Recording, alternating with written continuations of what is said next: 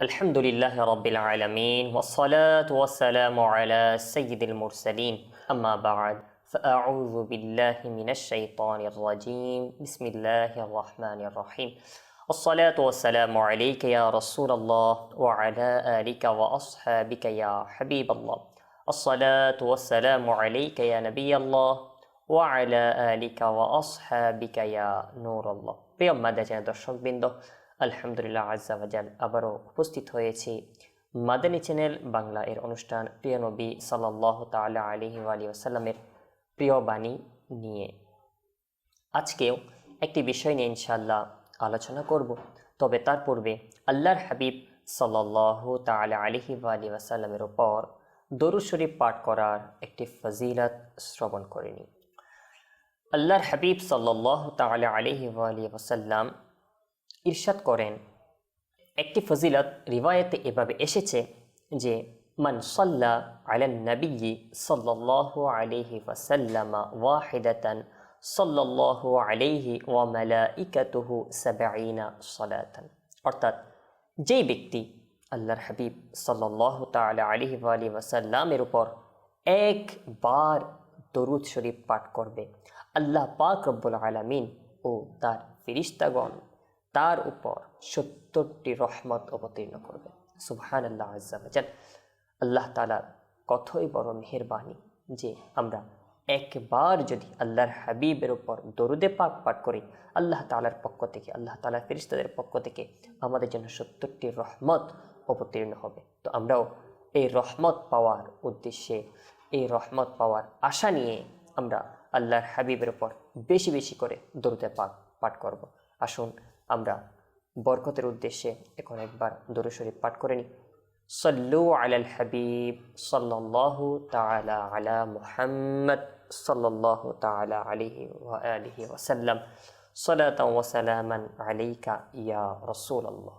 প্রিয় মাদানী দর্শকবৃন্দ, আজকে আমরা যেই বিষয় শ্রবণ করব, আল্লাহর হাবিবের যেই বাণী শ্রবণ করব, সেই বাণী হচ্ছে মুনাফিকের আলামত সম্পর্কে।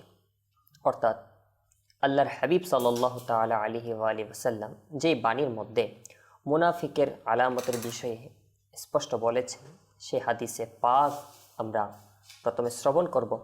এরপর এই হাদিসে পাক থেকে বিভিন্ন মাদানী ফুল আমরা শ্রবণ করব। বুখারী শরীফে বর্ণিত রয়েছে, আন আব্দুল্লাহ ইবনে আমর রাদিয়াল্লাহু তাআলা আনহুমা أن النبي صلى الله تعالى عليه وآله وسلم قال أربع من كن فيه كان منافقا خالصا ومن كانت فيه خصلة منهن كانت فيه خصلة من النفاق حتى يدعها إذا اؤتمن خان وإذا حدث كذب وإذا عاهد غدر وإذا خاصم فجر। হযরত আব্দুল্লাহ ইবনে উমর রাদিয়াল্লাহু তাআলা আনহু থেকে বর্ণিত যে অবশ্যই আল্লাহর হাবিব সাল্লাল্লাহু তাআলা আলাইহি ওয়াসাল্লাম ইরশাদ করেছেন, যেই ব্যক্তির মধ্যে এই চারটি বিষয় পাওয়া যাবে সে খালিস মুনাফিক। আর যার মধ্যে এই চারটি বিষয়ের যে কোনো একটি পাওয়া যাবে, তো তার মধ্যে মুনাফিকের একটি খাসলাত বা অভ্যাস থাকবে, যতক্ষণ না সে সেই কাজটা ছেড়ে দিবে। কি কি? আসুন আমরা শ্রবণ করি। 1 নাম্বার, যখন তাকে আমিন বানানো হবে, অর্থাৎ কোনো কিছু আমানত দেওয়া হবে, সে আমানতের খেয়ানত করবে। 2 নম্বর, যখন সে কথা বলবে তো সে মিথ্যা বলবে। 3 নম্বর, যখন সে কারো সাথে কোনো ওয়াদা করবে তখন সে ওয়াদা সে ভঙ্গ করবে।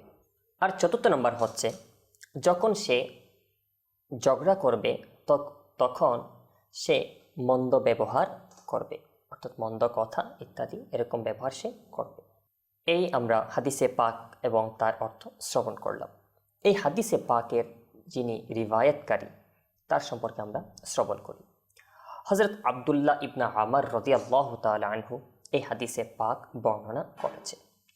তো এই হাদিসে পাক যিনি রিওয়ায়াত করেছেন অর্থাৎ হযরত আব্দুল্লাহ বিন আমর রাদিয়াল্লাহু তাআলা আনহু, তিনি কুরাইশ বংশের সাথে সম্পর্ক রাখতেন, আর এই জন্য ওনাকে কুরাইশিও বলা হতো। আর অনেক মর্যাদাপূর্ণ মর্যাদাবান সাহাবীর অন্তর্ভুক্ত ছিলেন। তিনি সাহাবিও ছিলেন, আলিমও ছিলেন, হাফিজে কোরআনও ছিলেন এবং অনেক বড় আবিদ এবং জাহিদ, অর্থাৎ অনেক বড় ইবাদতকারী এবং অনেক বড় জাহিদ অর্থাৎ মুত্তাকি ফরহেজগার এরকম ব্যক্তি ছিলেন। আর তিনি তার আব্বা অর্থাৎ হযরত আমর বিন আস রাদিয়াল্লাহু তাআলা আনহুর পূর্বেই তিনি ঈমান গ্রহণ করেছেন এবং তিনি হিজরত করেছেন। তো ওনার সম্পর্কে আমরা তো শ্রবণ করলাম, সাথে সাথে এটাও জেনে নিই ওনাকে আল্লাহর হাবিব সাল্লাল্লাহু তাআলা আলাইহি ওয়াসাল্লাম হাদিসে পাক লেখার অনুমতিও দিয়েছিলেন। অথচ তখন হাদিসে পাক লেখার অনুমতি আল্লাহর হাবিব অনেক কম ব্যক্তিকেই দিতেন, অর্থাৎ অনেককে নিষেধ করা হয়েছে। কিন্তু ইনি অনেক সতর্কতা স্বরূপ তিনি যে কোনো কিছু লিখতেন, অনেক সতর্কতা অবলম্বন করতেন, যার কারণে আল্লাহর হাবিব ওনাকে হাদিসে পাক লেখার ইজাজত অনুমতিও দিয়েছিলেন। প্রিয় আমাদের দর্শকবৃন্দ, আসুন আমরা এই হাদিসে পাকের কিছু ব্যাখ্যা শ্রবণ করি। মুহাদ্দিসিনে কেরামগণ এই হাদিসে পাক সম্পর্কে কি বলেন? মুহাদ্দিসিনে কেরামগণ এই হাদিসে পাকের মধ্যে যে মুনাফিকদের কথা বলা হয়েছে, এই মুনাফিককে দুই ভাগে বিভক্ত করেছে। এক নম্বর মুনাফিকে ইতিকাদি, আর দ্বিতীয় নম্বর হচ্ছে মুনাফিকে আমলি।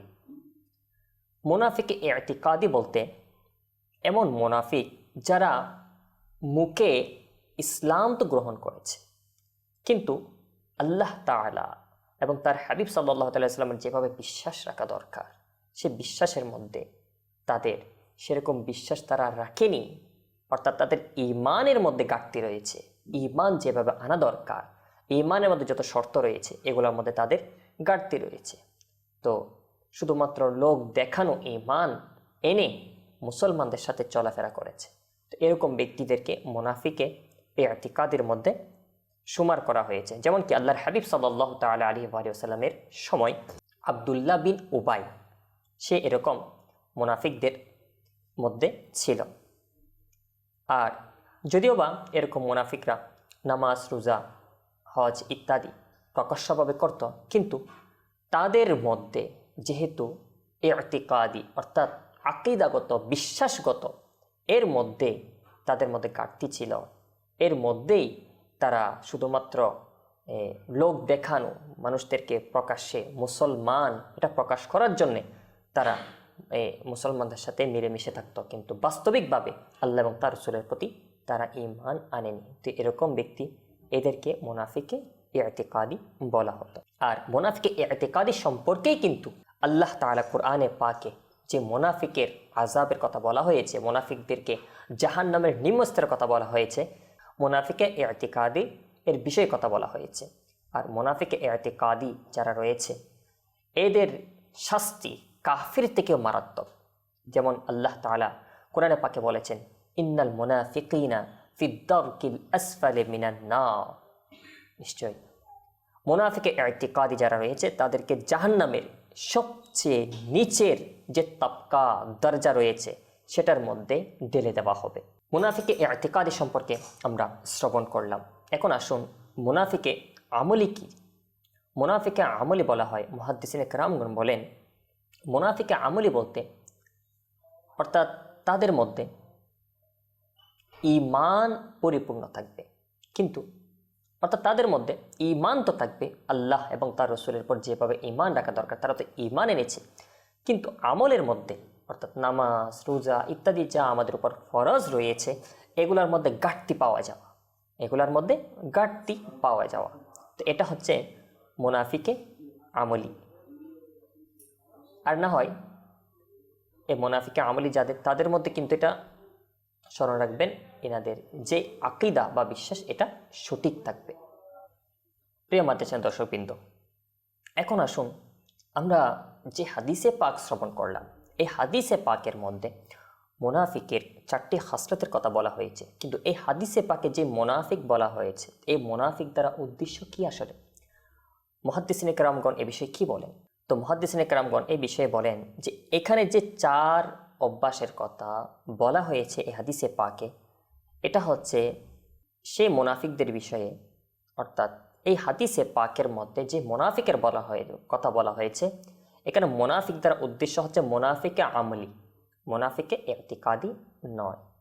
আর এখানে যে 4টা অভ্যাসের কথা বলা হয়েছে, যে অর্থাৎ 1 নাম্বার, যখন কাউকে কোনো কিছু আমানত দেওয়া হবে সে আমানতের খেয়ানত করবে কেউ, অর্থাৎ যখন সে কথা, 2 নম্বর, যখন কথা বলবে মিথ্যা বলবে, 3 নম্বর, যখন ওয়াদা করবে ওয়াদা ভঙ্গ করবে, 4 নম্বর, যখন কোনো বিষয়ে সে ঝগড়া করবে তো সে মন্দ কথা, অর্থাৎ গালি ইত্যাদি ব্যবহার করবে।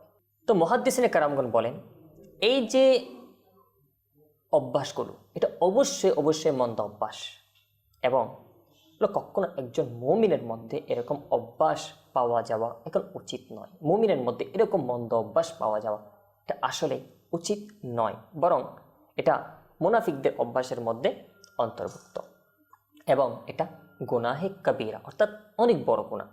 সুতরাং কোনো মুমিনের মধ্যে এরকম অভ্যাসগুলো পাওয়া যাওয়া একেবারে অনুচিত। তবে হ্যাঁ, যদি কোনো মুসলমানের মধ্যে এরকম অভ্যাস পাওয়া যায় তো তাকে মুহাদ্দিসিনে কেরামগণ বলেন তাকে মুনাফিক বলা যাবে না। হ্যাঁ, এটা বলা যাবে মুনাফিকের একটা অভ্যাস তার মধ্যে পাওয়া যাচ্ছে, তো মুনাফিকের অভ্যাস পাওয়া যাচ্ছে, নিফাকের অভ্যাস পাওয়া যাচ্ছে, এটা বলা যেতে পারে, কিন্তু সে মুনাফিক হয়ে গেল এরকম বলা উচিত হবে না, বরং এটা বলা অনুচিত। মুহাদ্দিসিনে কেরামগণ বলেন তাকে মুনাফিক বলা এটা উচিত হবে না, বরং এটা বলা যাবে মুনাফিকের অভ্যাস পাওয়া যাচ্ছে। কারণ কি? সে তো মুনাফিকে ইতিকাদি নয়, বরং মুনাফিকে আমলি, অর্থাৎ আমলগত তার মধ্যে কোনো একটা ঘাটতি পাওয়া যাচ্ছে। আসুন এই হাদিসে পাক থেকে আমরা আরও কিছু মাদানী ফুল শ্রবণ করি।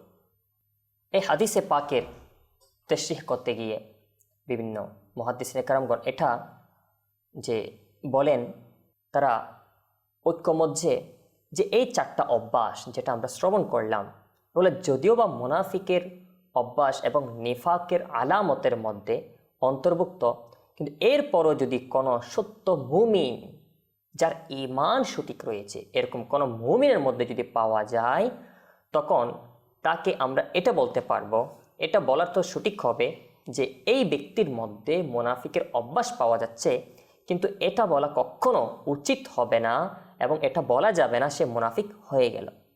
তো সুতরাং আমরা এই হাদিসে পাক যদি কখনো শ্রবণ করি বা কোথাও দেখি, তাহলে এটা থেকে যেন আমরা এটা মনে না করি কেউ এরকম অভ্যাসগুলো কারোর মধ্যে পাওয়া গেলে সে মুনাফিক হয়ে গেছে, এটা যেন আমরা মনে না করি।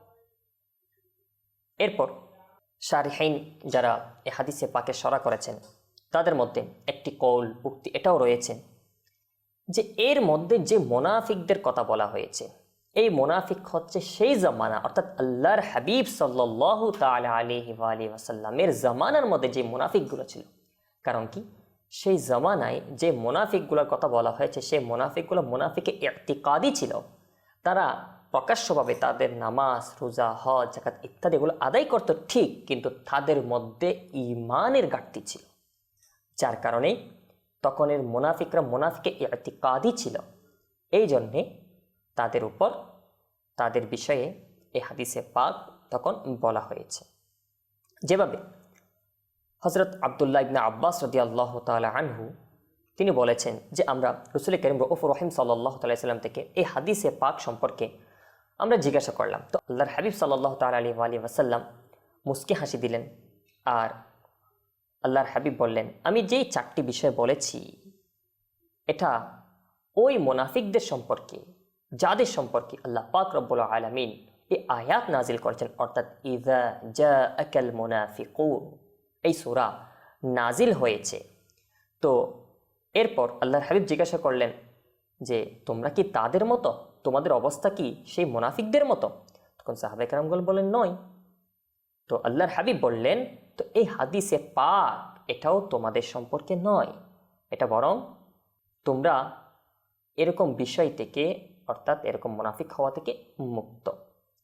তো আমরা স্পষ্ট বুঝতে পারলাম এই হাদিসে পাকের মাধ্যমে এখানে যে মুনাফিকের কথা বলা হয়েছে এটা হচ্ছে মুনাফিকে ইতিকাদি যারা রয়েছে তাদের কথা বলা হয়েছে, মুনাফিকে আমলের কথা বলা হয় নাই। তবে হ্যাঁ, এটা স্মরণ রাখা উচিত এর মধ্যে যে অভ্যাসগুলোর কথা বলা হয়েছে এগুলো অবশ্যই অনেক মন্দ অভ্যাস এবং কবিরা গুনাহ। সুতরাং এগুলো থেকে আমাদের প্রত্যেকের বেঁচে থাকা অনেক জরুরি। আসুন এখন এই যে 4টি অভ্যাসের কথা বলা হয়েছে এগুলার সংক্ষিপ্তভাবে এগুলার বিষয়ে আমরা শ্রবণ করি। 1 নাম্বার, আমানত এর মধ্যে খিয়ানত করা। আমানত কাকে বলে? আমানত বলা হয় কোনো ব্যক্তি, অর্থাৎ কোনো এক ব্যক্তি অন্য ব্যক্তিকে কোনো জিনিস হেফাজতের উদ্দেশ্যে দেওয়া এবং যার কাছে দিল সে তার অনুমতিবিহীন যে রেখেছে, আমানত দিয়েছে, তার অনুমতিবিহীন সেটার মধ্যে কোনো ব্যবহার করা, অর্থাৎ সেই জিনিসটা ব্যবহার করা। তো আমিন অর্থাৎ যে আমানত রাখে তার উপর এটা আবশ্যক যে তার মধ্যে যেন সে কোনো ব্যবহার না করে যে আমানত দিয়েছে তার অনুমতি ব্যতীত। আর যেহেতু এই অভ্যাসটা একটা মন্দ অভ্যাস এবং এটা মুনাফিকদের খাসরাত বলা হয়েছে, তো এরকম অভ্যাস থেকে আমাদের প্রত্যেকের বেঁচে থাকা উচিত। তো কখনো যদি আমাদেরকে কেউ টাকা রাখতে দেয়, কখনো যদি আমাদেরকে কেউ কোনো ধন সম্পদ রাখতে দেয় বা অন্য কিছু রাখতে দেয়, যে কোনো কিছু রাখতে দেয়, তাহলে আমাদের উচিত হবে যে ব্যক্তি আমাদেরকে এটা রাখতে দিয়েছে তার অনুমতি ব্যতীত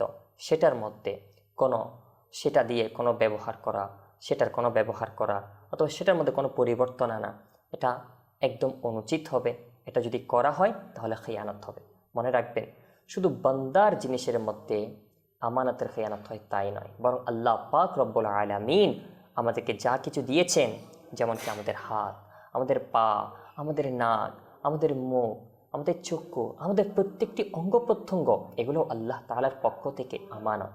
আমাদের হায়াত, এগুলো আমানত। তো এই আমানতের খিয়ানত করা যাবে না, অর্থাৎ এগুলোর মাধ্যমে আল্লাহ তাআলার সন্তুষ্টি হয় এমন কাজ করা যাবে, আল্লাহ তাআলা নারাজ হয়, আল্লাহ তাআলা যে কাজ করতে নিষেধ করেছেন সেই কাজের মধ্যে যদি আমরা ব্যয় করি তাহলে এটাও খিয়ানতের অন্তর্ভুক্ত হবে। আর এই জন্যে আল্লাহ পাক রব্বুল আলামিন কোরআনে পাকে ইরশাদ করেছেন, ইন্নাস সামআ ওয়াল বাসারা ওয়াল ফুআদা কুল্লু উলাইকা কানা আনহু মাসউলা।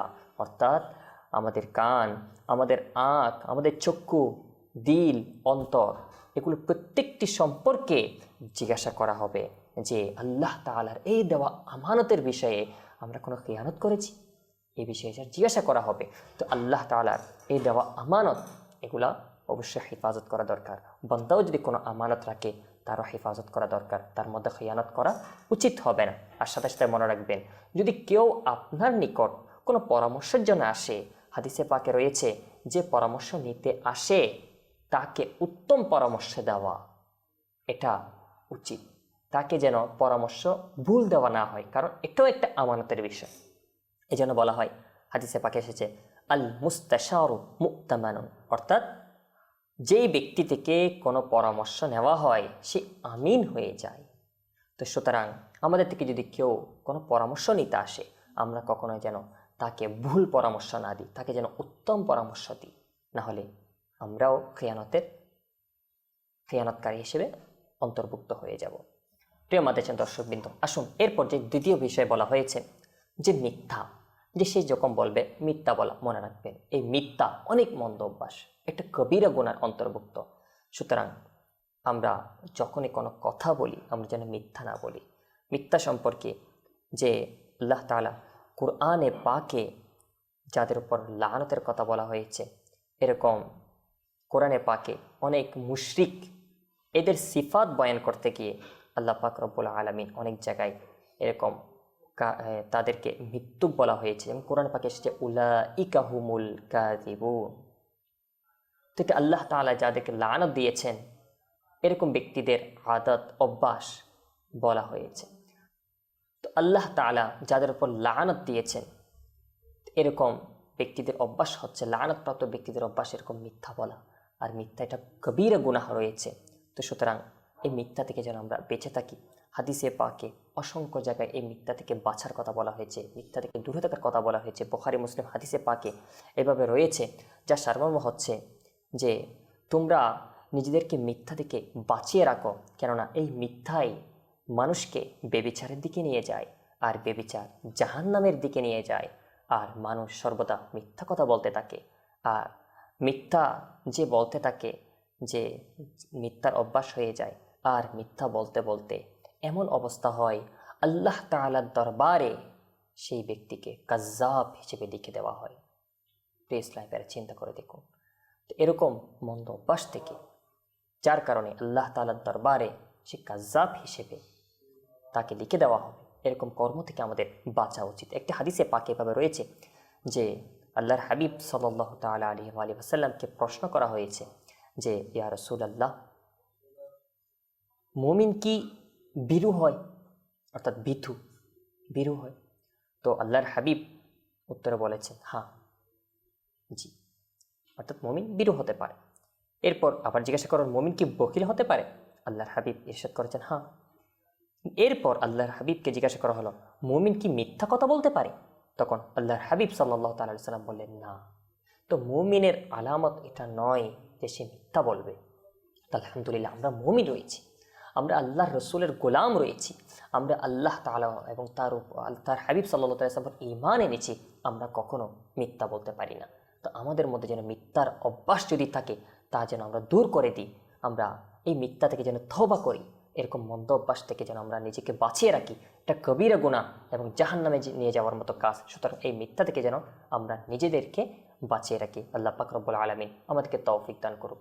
আসুন তৃতীয় নম্বর, যে ওয়াদা ভঙ্গ করা, এই বিষয়ে আমরা শ্রবণ করি। ওয়াদা ভঙ্গ করার বিষয় কি?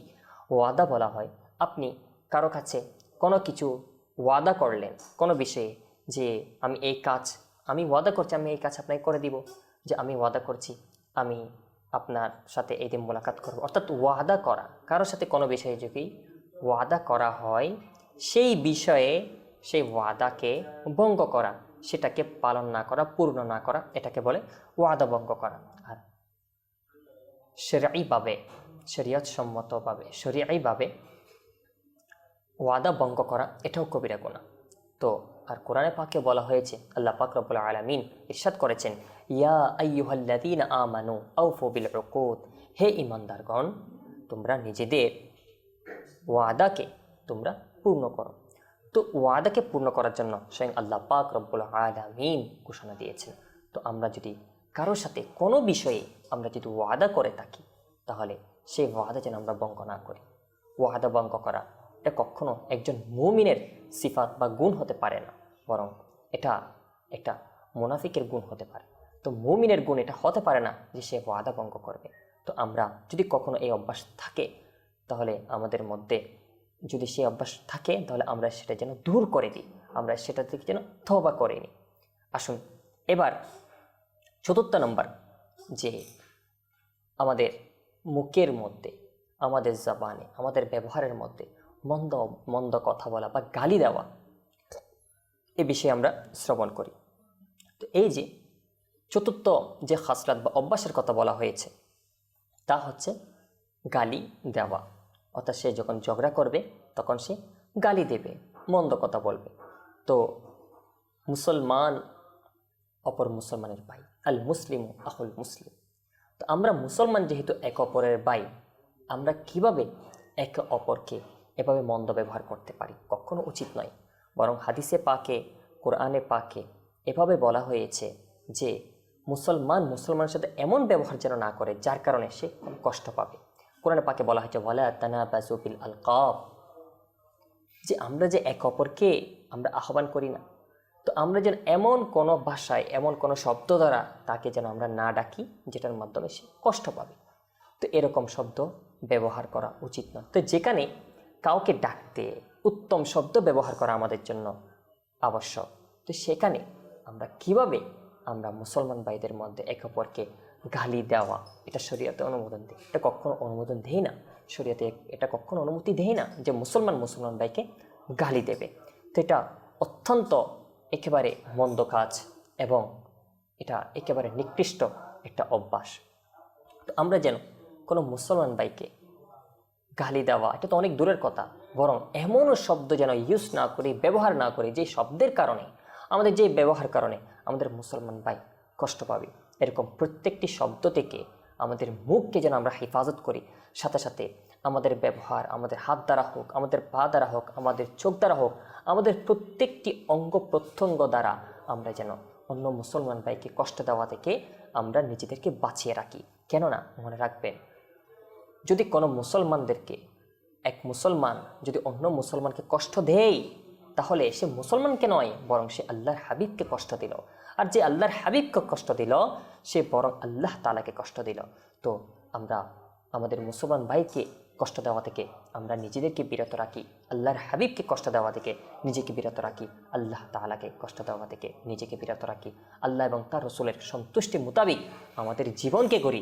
এবং আজকে যে আমরা মুনাফিকের খাসলাত বা অভ্যাস শুনলাম, আমরা যে 4টি অভ্যাস শুনলাম যে মুনাফিকের খাসলাতের মধ্যে রয়েছে, বিশেষ করে মিথ্যা, গালি দেওয়া, আমানতের খেয়ানত করা, ওয়াদা ভঙ্গ করা, এই 4টি বদ অভ্যাস থেকে আমরা তওবা করি। আমাদের মধ্যে যদি থাকে এগুলো আমরা তওবা করি, এগুলো থেকে আমরা তওবা করি এবং আল্লাহ তাআলার দরবারে নিজেকে পেশ করে দিই। আমরা একজন পরিপূর্ণ মুমিন যেন হয়ে যায়, আল্লাহ তাআলার দরবারে আমরা প্রার্থনা করতে থাকি। মনে রাখবেন প্রিয় ইসলামী ভাইয়েরা, আমরা আল্লাহ তাআলার দরবারে যত বেশি কান্নাকাটি করব, যত বেশি তওবা করব, তত আল্লাহ তাআলার নৈকট্য অর্জন করতে আমরা সক্ষম হয়ে যাব। প্রিয় মাতাচান দর্শকবৃন্দ, আমরা আজকে যা কিছু শ্রবণ করলাম, বিশেষ করে মুনাফিকের আলামত সম্পর্কে, তো এই আলামত, এই অভ্যাসগুলো যেন আমাদের থেকে দূর হয়ে যায়, আমরা তার প্রতি যেন দৃষ্টি রাখি আর এগুলো যেন আমরা স্মরণ করে তার উপর আমল করতে পারি।